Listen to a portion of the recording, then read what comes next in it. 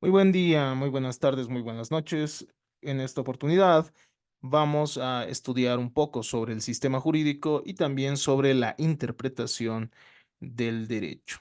Vamos a abarcar algunas cualidades propias del sistema jurídico para posteriormente ver qué implica la interpretación jurídica, cuáles son los problemas de la interpretación y de qué manera pueden superarse los mismos. Comencemos. El sistema jurídico es un conjunto de normas que están entrelazadas entre sí. En este sistema jurídico encontramos diferentes tipos de normas.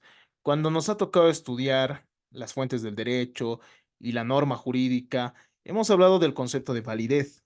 Hemos hablado de que una norma existe en el derecho siempre y cuando la misma sea válida, y esto obedece a criterios de validez formal y validez material.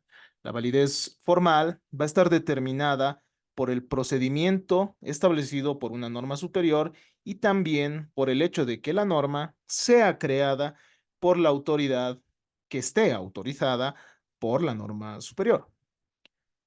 Por otro lado, tenemos una validez material, que implica la no contradicción de esa norma inferior con las normas superiores. Sin embargo, además de obedecer a una estructura jerárquica, el sistema jurídico está compuesto por normas independientes y normas dependientes. Las normas independientes son aquellas cuya validez y existencia no dependen del sistema. Es decir, que estas tienen una existencia propia, no estaríamos ante normas válidas como tal, pero aún así, sin normas independientes, no se puede concebir el sistema jurídico. Por otro lado, tenemos normas dependientes, y tal como lo establece su nombre, aunque parezca algo tautológico, su validez y existencia dependen por completo del sistema jurídico. Habiendo comprendido entonces los tipos de normas que forman parte del sistema jurídico, es importante distinguir también entre un sistema estático y un sistema dinámico. El sistema estático implica que las normas dependientes se obtienen mediante deducción lógica de las normas independientes. Esto, a su vez, implicaría que en cada norma inferior estarían implícitas las normas superiores, por lo que en un sistema estático estamos ante un sistema de no contradicción entre la norma independiente y la norma dependiente. Este sistema es estático justamente porque no sufre transformación mientras no se modifiquen las normas denominadas independientes. Este sistema, según nos refieren algunos autores, valga acá la aclaración, que estamos tomando en consideración el texto de Farid Rojas, denominado Lecciones de Teoría del Derecho, que me ha parecido muy apropiado para esta ocasión.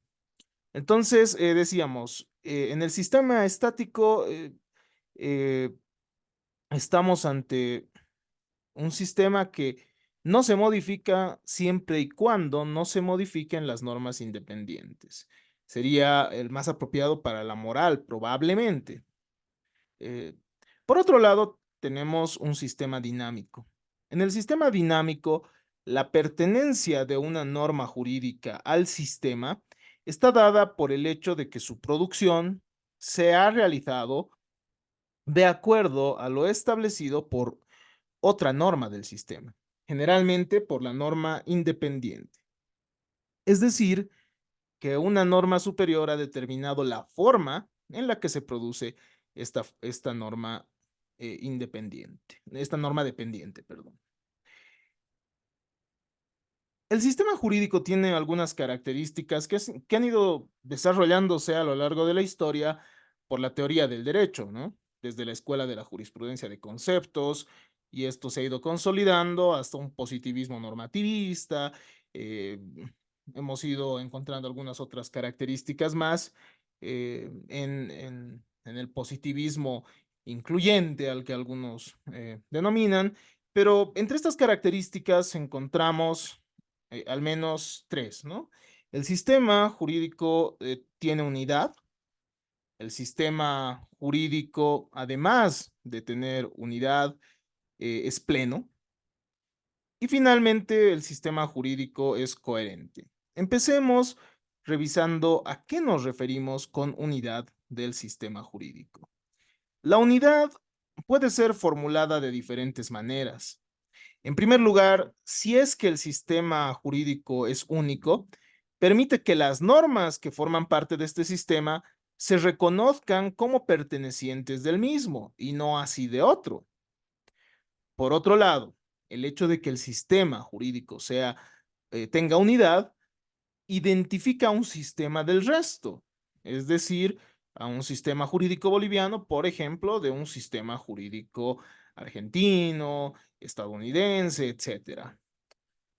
El sistema jurídico, además, permite identificar sistemas sucesivos en el tiempo. Cabe acá aclarar que el sistema está conformado por todas las normas válidas, ¿no? Por todas esas normas válidas que hemos estudiado, que según nuestra jerarquía normativa establecida por la Constitución Política del Estado, parte desde la Constitución. En segundo lugar, tenemos a los tratados internacionales. Por debajo de esto tenemos a las leyes y además a toda la legislación de las entidades territoriales autónomas. Por debajo de estas estarán los decretos supremos y también las normas emanadas por los órganos ejecutivos de las entidades territoriales autónomas. Entonces está conformado por todas esas normas válidas, mismas que terminan siendo dependientes, ¿no? Dependen de la norma independiente que resultaría siendo la Constitución Política del Estado, en el caso boliviano. Sin embargo, uno de los aparentes problemas es que no todas las normas terminarían siendo válidas, pues las normas independientes o supremas no tendrían o no cumplirían con esos criterios de validez, ¿no? Es decir, nuestra Constitución no cumple con un procedimiento que le haya dado una norma superior como tal. En ese entendido, ¿cómo es que están vinculadas las normas independientes al sistema? En primer lugar, porque han sido creadas por un soberano, ¿no? Por la soberanía que se ha materializado, o bueno, la soberanía traducida en un poder constituyente, formado o bueno, concentrado en una asamblea constituyente. Esa sería una primera respuesta.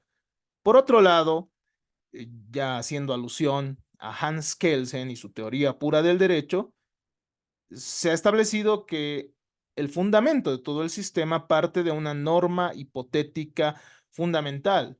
Esta sería hipotética ya que no es ni válida ni inválida. Es un supuesto, no es una norma puesta, sino que estamos ante una norma supuesta.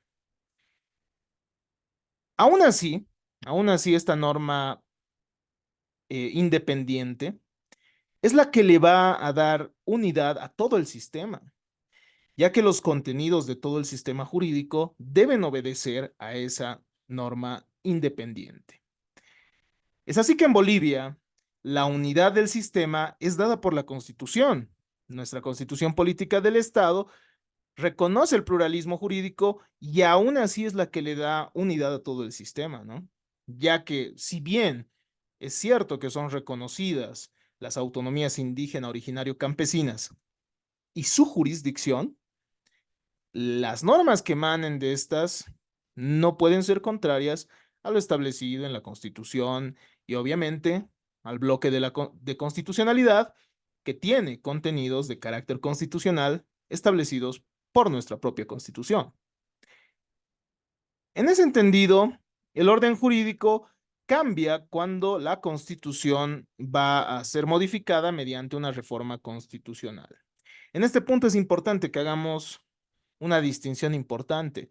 No es lo mismo hablar de sistema jurídico que hablar de orden u ordenamiento jurídico. El orden jurídico cambia cuando la norma independiente es modificada. Pero el sistema jurídico puede ir cambiando constantemente y esto obedece justamente a que el sistema jurídico, como hemos visto hace un instante, es también dinámico, es decir, una ley puede ser cambiada por otra. Aún así, sigue perteneciendo a un mismo orden jurídico. Es decir, que el orden jurídico es un conjunto de sistemas jurídicos que se van modificando constantemente. Si es que tuviéramos que decirlo de manera más simple, lo diríamos, a ver, mediante un ejemplo. El sistema jurídico, como hemos dicho, está compuesto por la Constitución, tratados internacionales, legislación, decretos supremos y normas de los órganos ejecutivos de las entidades territoriales autónomas. Pero dado el carácter dinámico, es decir, dada la existencia de un sistema dinámico, hay normas que se van creando constantemente. Y no por eso el sistema, o mejor dicho, el ordenamiento jurídico o el orden jurídico va cambiando. Lo que cambia es el sistema, ¿no? Es decir, el momento en que se crea una ley, el sistema es diferente y es así que hay diferentes sistemas, pero el orden sigue siendo el mismo y se mantiene esa unidad debido a la Constitución, que es la norma independiente, ¿no? Entonces, el conjunto de sistemas jurídicos, es denominado orden jurídico y el orden jurídico cambia cuando se da una reforma constitucional.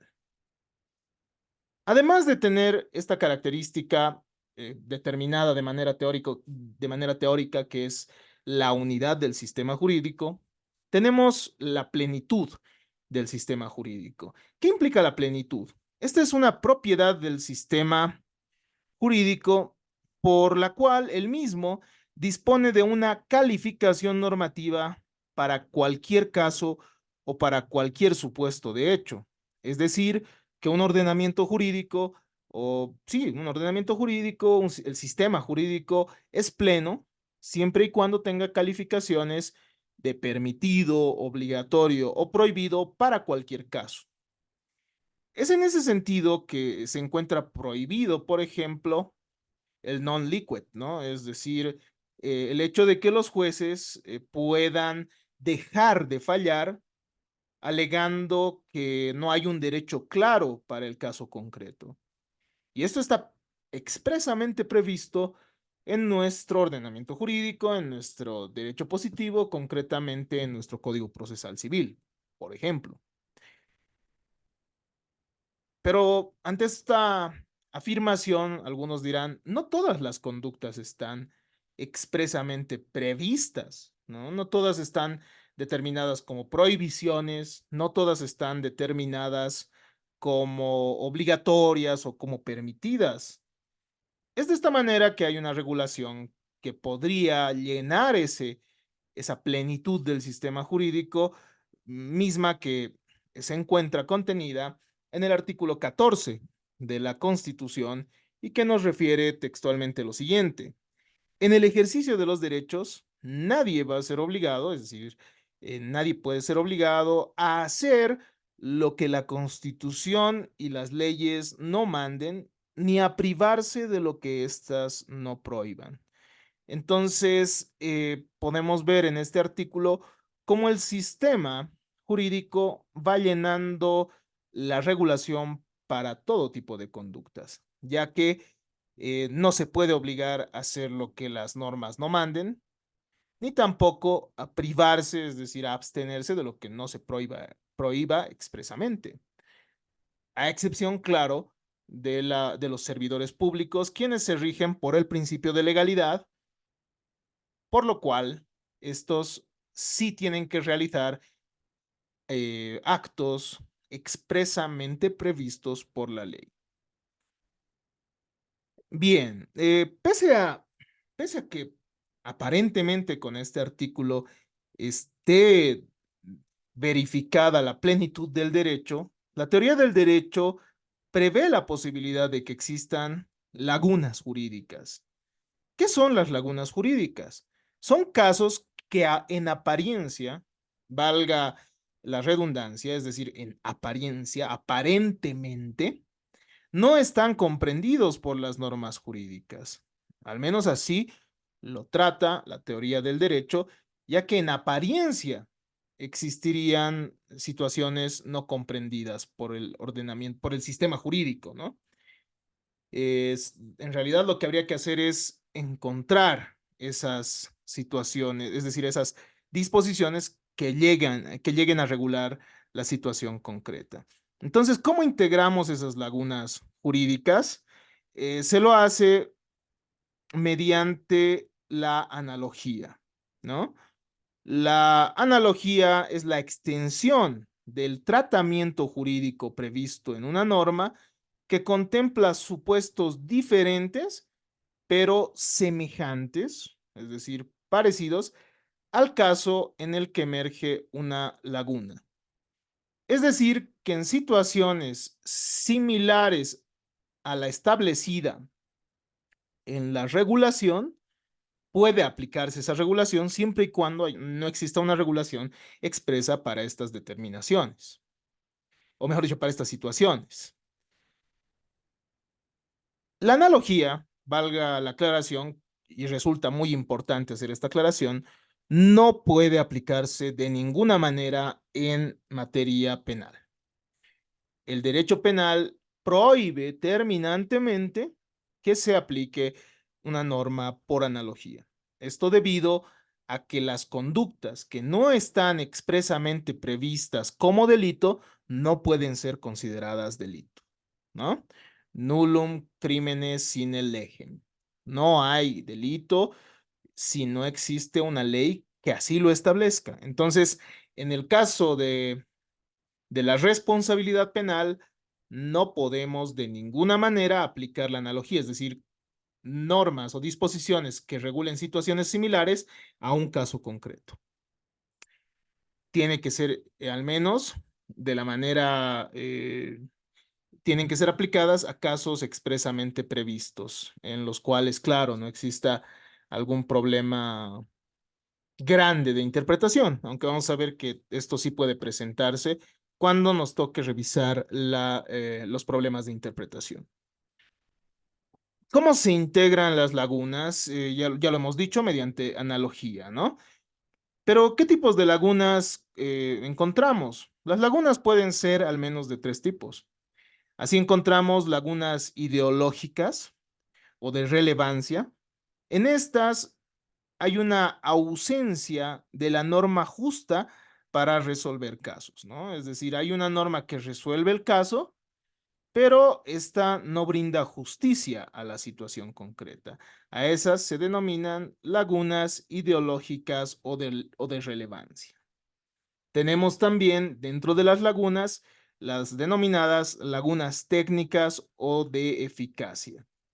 Dentro de estas nos referimos a la ausencia de una norma secundaria que colabore a realizar la norma primaria. Es decir, que en las lagunas técnicas o de eficacia sí hay una regulación, pero lo que falta es una norma que permita materializar y que esta regulación se pueda volver realidad, ¿no? Es decir, no hay una norma que permita operativizar esa, eh, esa disposición. Finalmente, tenemos lagunas relativas al enjuiciamiento de casos concretos.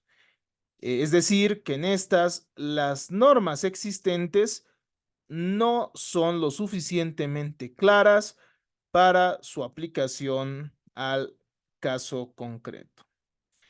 Entonces, la, la laguna relativa, como habíamos dicho, implica que hay normas, pero estas no son claras para que puedan, reitero una vez más, aunque sea tautológico, para que sean aplicadas al caso, al caso concreto.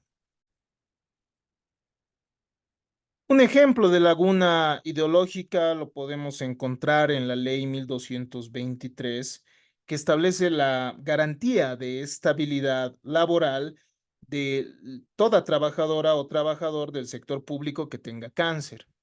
Sin embargo, esto no resulta justo para personas que tengan a un cónyuge que también padezca de esta grave enfermedad. En ese entendido, el Tribunal Constitucional ha llenado esa laguna ideológica manifestando que también se extiende este beneficio a los servidores cuyo cónyuge dependiente tenga cáncer, pues estos son también beneficiarios al tener el tratamiento médico que le brinda el seguro. Un ejemplo de laguna técnica o de eficacia lo podemos encontrar en la denominada em, ley de 2 de marzo del 2012, es decir, la ley 223, que garantiza la inamovilidad laboral para las personas con discapacidad y algunas personas que que se encuentren en su entorno. Sin embargo, no existe un procedimiento específico, eh, o no existía hasta el año 2022, que el Tribunal Constitucional emitió una sentencia, la 1137 quebrado 2022, emitido por la Sala Segunda de 12 de septiembre del 2022, en el que, bueno, ha manifestado que la reincorporación de una persona, indicando que previamente tiene que sacar el carnet de discapacidad, ¿no? Entonces no había un procedimiento y por eso había una laguna técnica. Una laguna relativa a enjuiciamiento de casos concretos se la encuentra, por ejemplo, en, en el caso presentado en la sentencia constitucional 1135, quebrado 2022, de 12 de septiembre de 2022, que ordenó la reincorporación de un accionante a su fuente laboral, señalando que no es posible la desvinculación de una persona, eh, aunque sea servidor público, cuando acredite tener una enfermedad grave e irreversible. Tal es el caso del lupus. Es decir, que en este caso no había claridad sobre qué tipo de enfermedades serían graves para poder determinarse la inamovilidad. Y al no existir una norma clara para aplicarse al caso de una persona con lupus, entonces habría existido una laguna de este tipo. Ya hemos manifestado hace un instante que las lagunas pueden solucionarse o pueden llenarse gracias a la analogía. Ahora nos toca hablar de la coherencia, es decir, ya hemos hablado de dos características importantes del sistema jurídico, las cuales son, en primer lugar, la unidad, que va a garantizar que las normas inferiores obedezcan a la norma superior, es decir, a la norma independiente, y también hemos hablado de la plenitud del sistema jurídico. Sin embargo, tenemos que hablar de esta última característica que hace referencia a la coherencia del sistema jurídico. La coherencia implica que existe un ordenamiento jurídico o un sistema que tiene un único tratamiento para cada situación. Es decir, el sistema jurídico sería coherente, que no existirían, según la teoría, contradicciones dentro del mismo. Pero existen situaciones, y se reconoce también en el derecho, en la teoría del derecho, la posibilidad de existencia de contradicciones entre normas. Es decir, que la coherencia desaparecería ante la existencia de una antinomia. Eh, pero, ¿qué es una antinomia? Es una norma que autorice algo o implica la existencia de una norma que autorice algo y otra norma que a su vez prohíba ese algo, ¿no? Entonces, la denominada coherencia del sistema jurídico surge de una concepción del legislador racional y no contradictorio, ¿no? Hablamos de un legislador que sería capaz de prever y ofrecer una sola respuesta para cada situación que se da en la realidad. Sin embargo, habíamos dicho, puede darse la situación de que existan normas contradictorias, es decir, que una norma permita algo y otra norma prohíba algo. Entonces, en esta situación nos encontramos ante una antinomia. ¿Cómo solucionamos una antinomia? Hay diferentes criterios establecidos o determinados también ya por nuestro ordenamiento jurídico. Así tenemos, por ejemplo, como primer criterio el criterio jerárquico.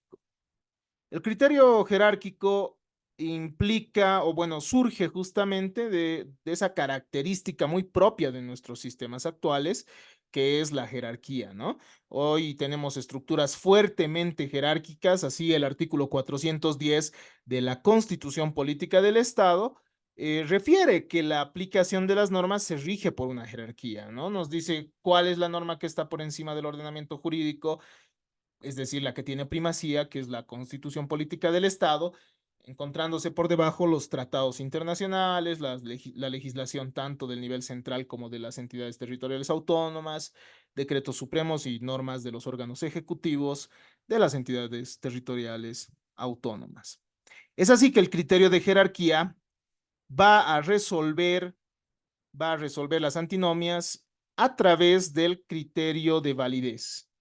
En caso de que exista entonces una contradicción entre una norma infraconstitucional y la Constitución, prevalece la última, es decir, prevalece la Constitución, quedando inválida la norma inferior. Obviamente hay un procedimiento para poder determinar esta invalidez y este procedimiento es la denominada acción de inconstitucionalidad, misma que va a ser revisada por el Tribunal Constitucional Plurinacional.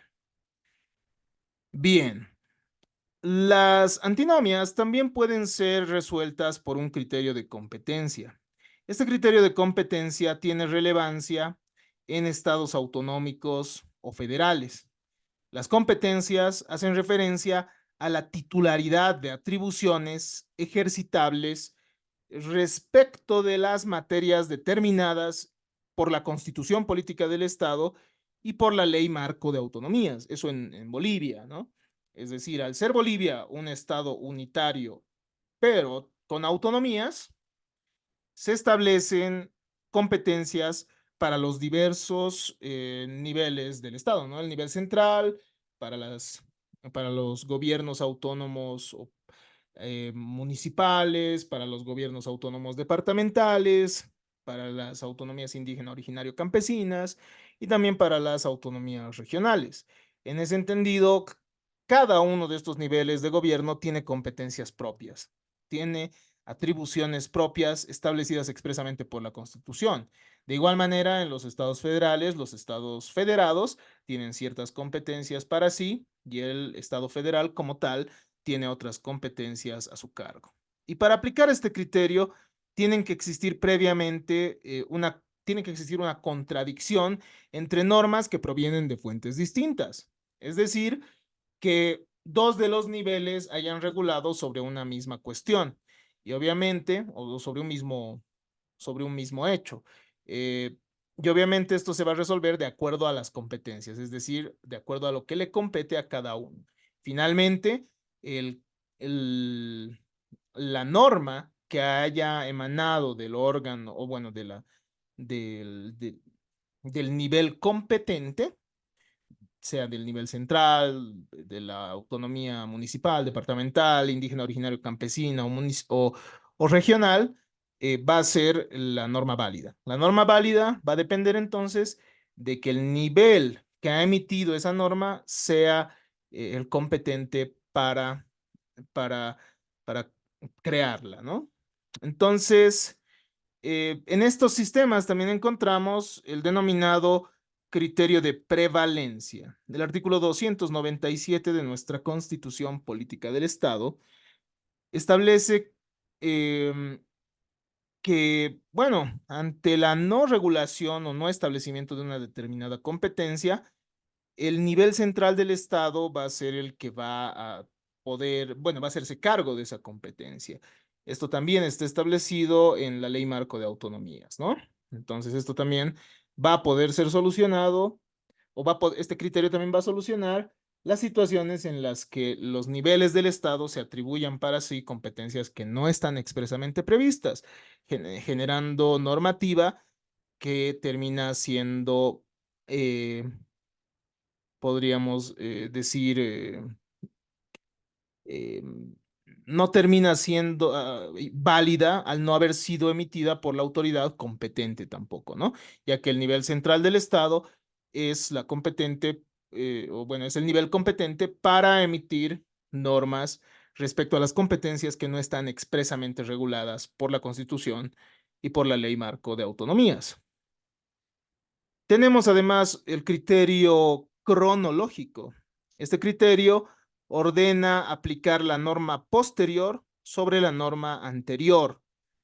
Es decir, esto siempre y cuando tenga la misma fuente, es decir, siempre y cuando surja de la misma autoridad. Esto surge de este adagio que nos dice lex posterior derogat priori, es decir, la ley que sea emitida posteriormente deroga a la anterior, siempre y cuando, reitero, surja eh, de la misma autoridad, ¿no? Este es el criterio cronológico. Este criterio ordena aplicar la norma posterior sobre la norma anterior.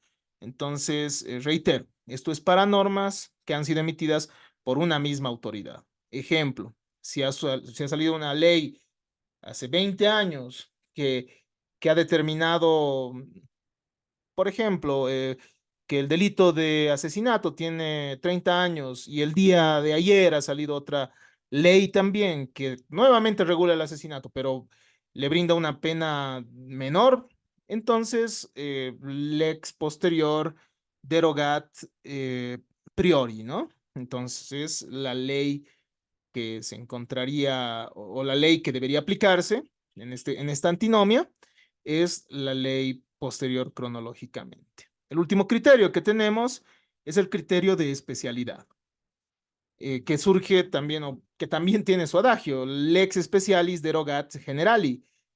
En este criterio se aplica la norma especial que se presenta en un ámbito más amplio, es decir, la norma general. En el derecho tenemos ciertas regulaciones generales aplicables a las situaciones más básicas tal vez de los ciudadanos, pero tenemos también soluciones diferentes que son establecidas por normas concretas para casos específicos. Entonces, la norma especial generalmente se presenta ante nosotros como una excepción a la regla, ¿no? Eh, Aún así, hay normas especiales para, reitero una vez más, situaciones concretas.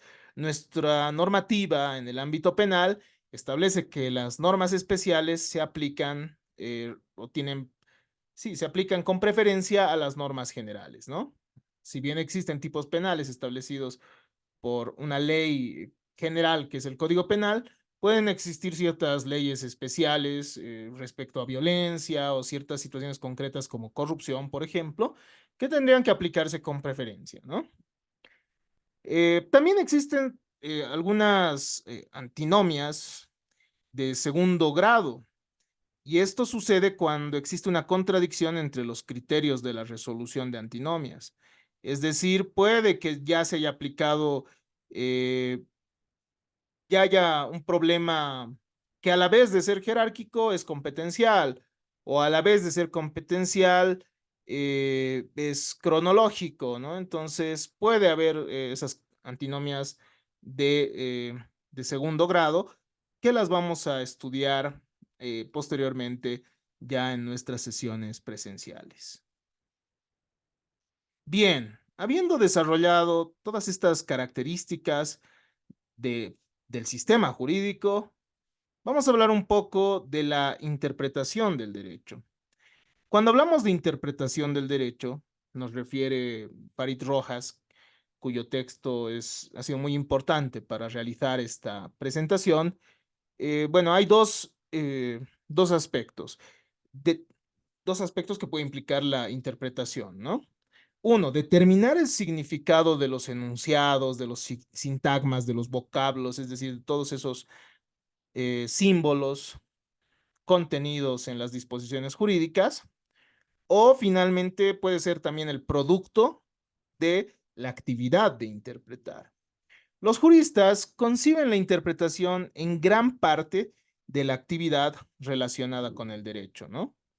Si bien existe la máxima que dice in claris non fit interpretatio, que nos dice lo claro no se interpreta. En realidad siempre hay una interpretación, solo que algunas veces la interpretación genera mucha mayor controversia que otras. Es decir, hay mayor convención respecto a algunas interpretaciones que respecto a otras, ¿no? Entonces, el in claris non fit interpretatio hará referencia a aquellas situaciones en las que no existe una controversia sobre el significado de una determinada palabra o de una determinada expresión, ¿no? Manifestada en una oración. En materia jurídica, interpretar tiene que ver con atribuir significado a las disposiciones jurídicas. Hoy en día, esto implica interpretar un texto.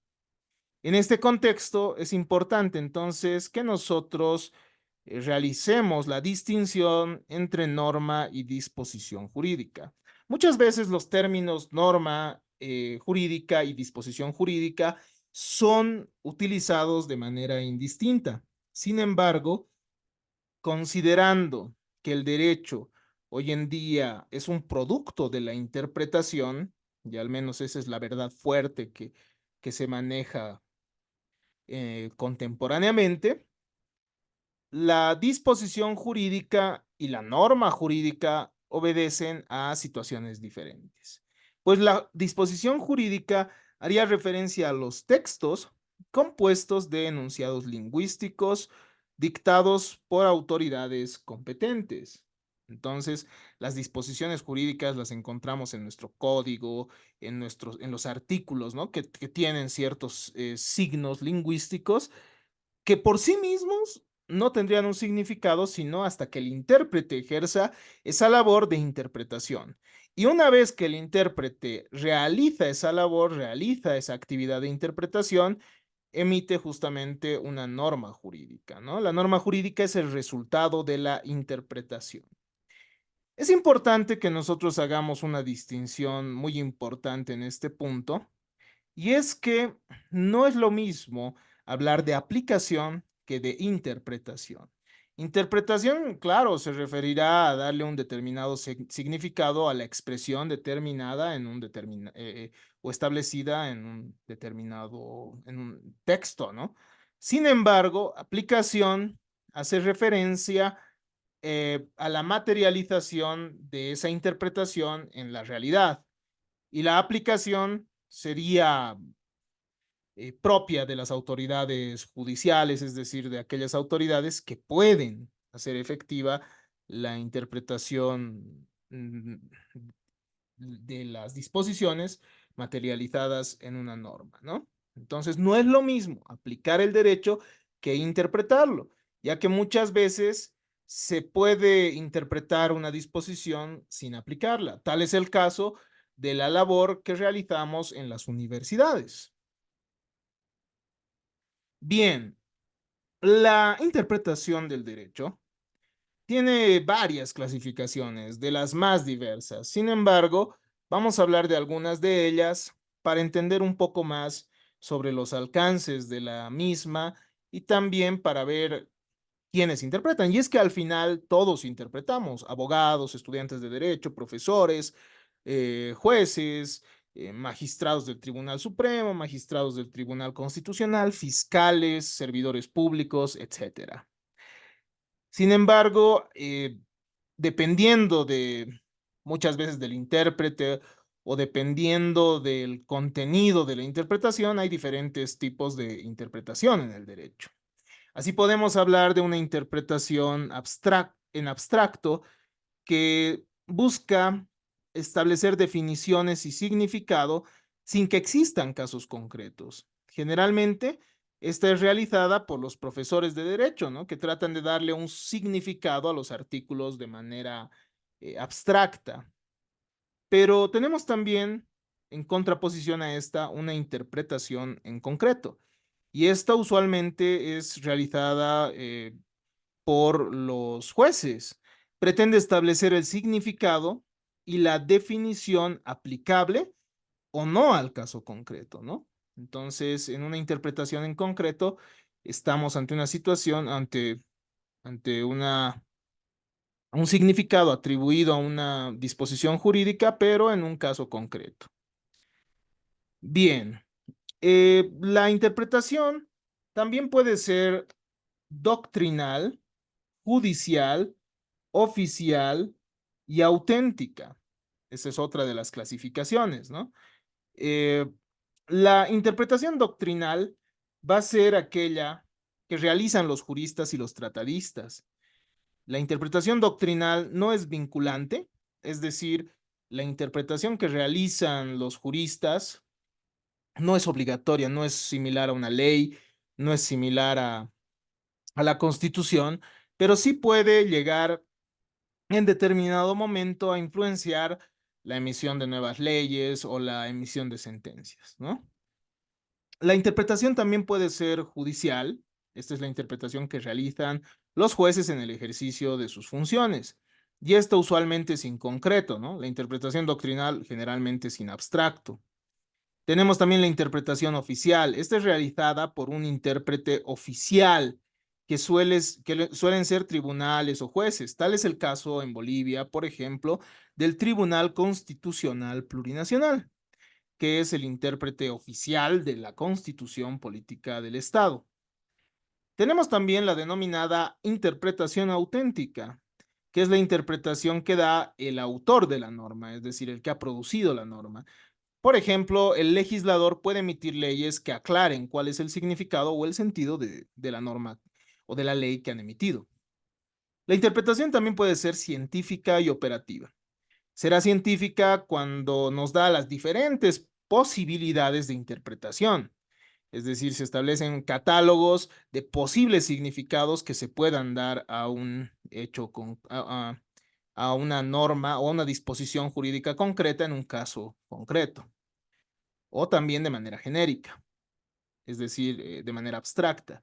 También tenemos interpretación operativa, es la que realizan los jueces en casos concretos, es decir, es la interpretación que busca, o bueno, que va a operativizar la disposición jurídica una vez interpretada. La interpretación también puede ser declarativa o literal o interpretación correctora. La interpretación declarativa o literal se ajusta, perdón, a un significado dominante y no problemático, ¿no? Es decir, en esta interpretación nos basamos en el texto de la norma, mismo que no genera ningún conflicto respecto al significado de los términos. La interpretación correctora, por otro lado, puede ser de dos tipos, extensiva o restrictiva. La extensiva amplía los significados para darle un sentido aplicable al caso concreto, o puede ser restrictiva, es decir, que restringe los significados para poder obedecer, bueno, a lo que el intérprete ha buscado. Tal es el caso, por ejemplo, del Tribunal Constitucional, que muchas veces puede declarar inconstitucionales ciertas interpretaciones de las normas jurídicas, ¿no? Puede decir, este significado no es constitucional, pero sí se le puede dar otros significados a la ley. Puede pasar eso. También tenemos la denominada interpretación histórica y eh, la interpretación evolutiva. La interpretación histórica mira al pasado, busca el significado de los vocablos para entender cuál era la voluntad del legislador, ¿no? Mientras que la interpretación evolutiva busca entender el significado de esa disposición jurídica, darle un significado, es decir, interpretar, eh, pero considerando la situación actual, busca la contemporaneidad del significado, ese significado actual, ¿no? Bien, ya nos queda muy poco para desarrollar o para terminar este pequeño video. Espero que no sea demasiado cansador. A ver, ya hemos hablado entonces hace un instante sobre la interpretación, qué implica la interpretación, algunas precisiones como la diferencia entre disposición y norma jurídica. Hemos visto que hay diferentes tipos de interpretación, pero también existen ciertas teorías de la interpretación que se formulan primordialmente en la aplicación judicial. Hay teorías cognoscitivistas, hay teorías escépticas y también tenemos una teoría ecléctica. Al menos estas son las más conocidas, ¿no? La teoría cognoscitivista tiene un origen ideológico, no necesariamente es teórico. ¿Por qué? Porque esta responde, o bueno, ha sido producida aproximadamente en el año 1804 con el Código Napoleón, ¿no? Y bueno, esta cita textual que tenemos en el segundo punto justamente del cuadro de esta teoría, mm, es de Montesquieu, ¿no? Quien nos dice que los jueces no serían más que el instrumento que pronuncia las palabras de la ley. Según esta teoría o tal vez ideología, estaríamos ante un legislador racional que emplea términos comprensibles a todas las personas. Entonces, no tendría mucho sentido hablar de un carácter profesional del derecho. Hoy en día, pocos juristas sostendrían una tesis cognoscitivista, es decir, una tesis que nos manifieste que las palabras ya tienen un significado en sí mismas, aspecto que hoy, bueno, comprendemos que obedece mucho más a una convención. También tenemos la denominada teoría escéptica. La teoría escéptica nace como una crítica a las codificaciones, ya que eh, había una preocupación sobre las lagunas. Se han ido generando ciertas críticas a la exégesis por escuelas antiformalistas. También se ha criticado a la escuela de la jurisprudencia de conceptos en su momento por diferentes escuelas, como la escuela de la jurisprudencia de intereses, la escuela de la jurisprudencia del derecho libre. Y de esta manera, lo que se busca primordialmente es la dinámica social, ¿no?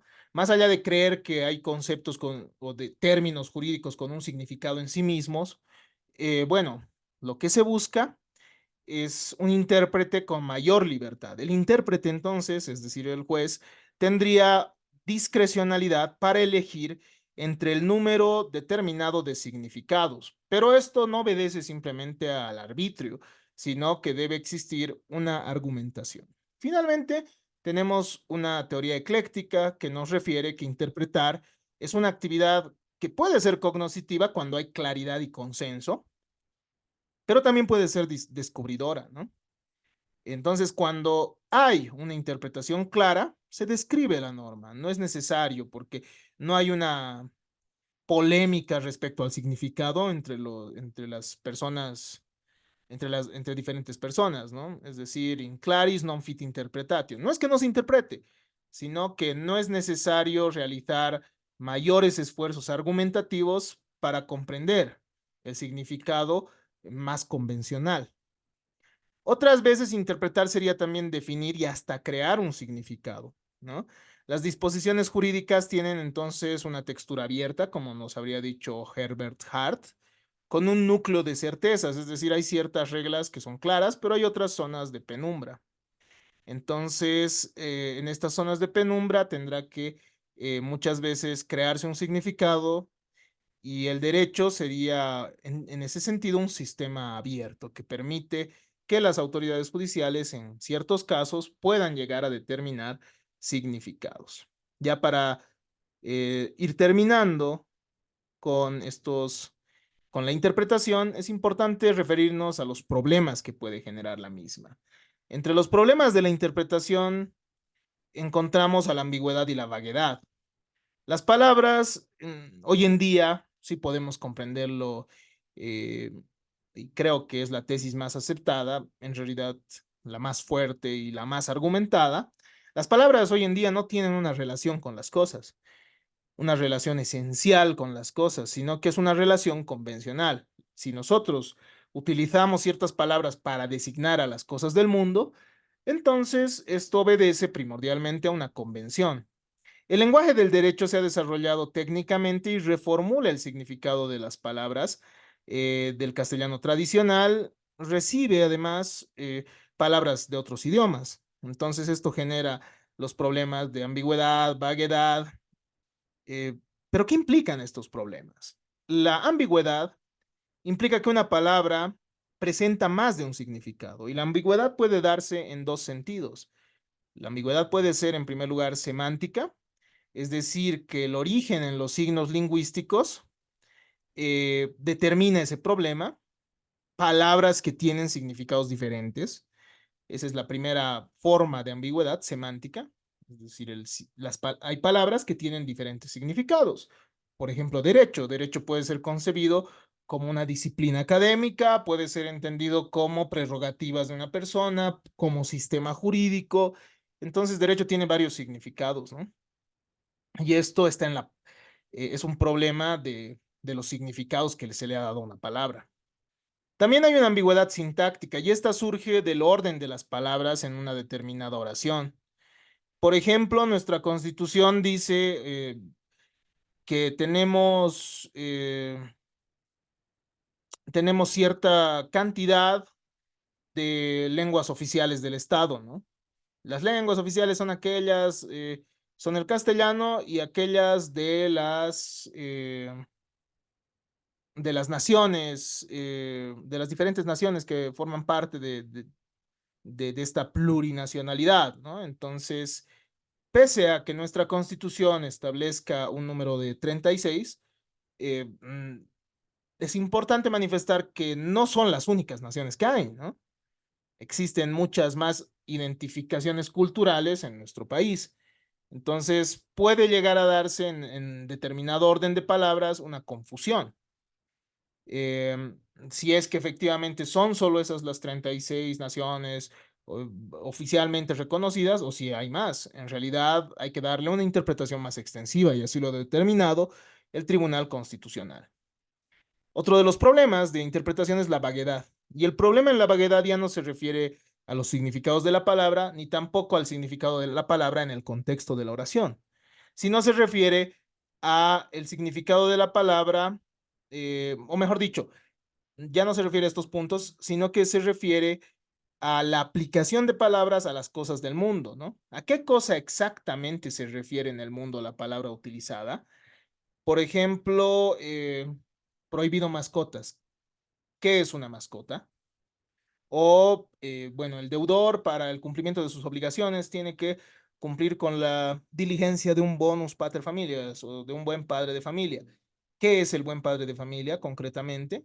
O los contratos, hay libertad contractual siempre y cuando eh, no se contraríen las leyes y las buenas costumbres, pero ¿qué son buenas costumbres en la realidad?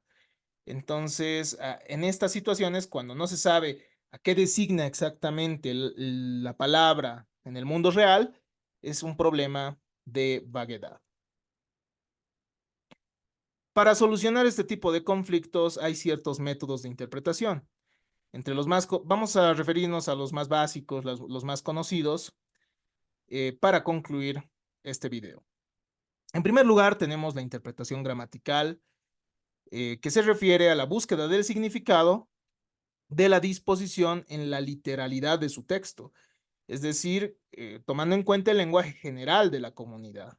Las palabras para esta interpretación tendrían un valor exacto, pero bueno, pese a que hoy en día reconozcamos que no tienen un valor exacto, la interpretación gramatical sí puede servirnos cuando existen palabras cuyo significado no sea controvertido.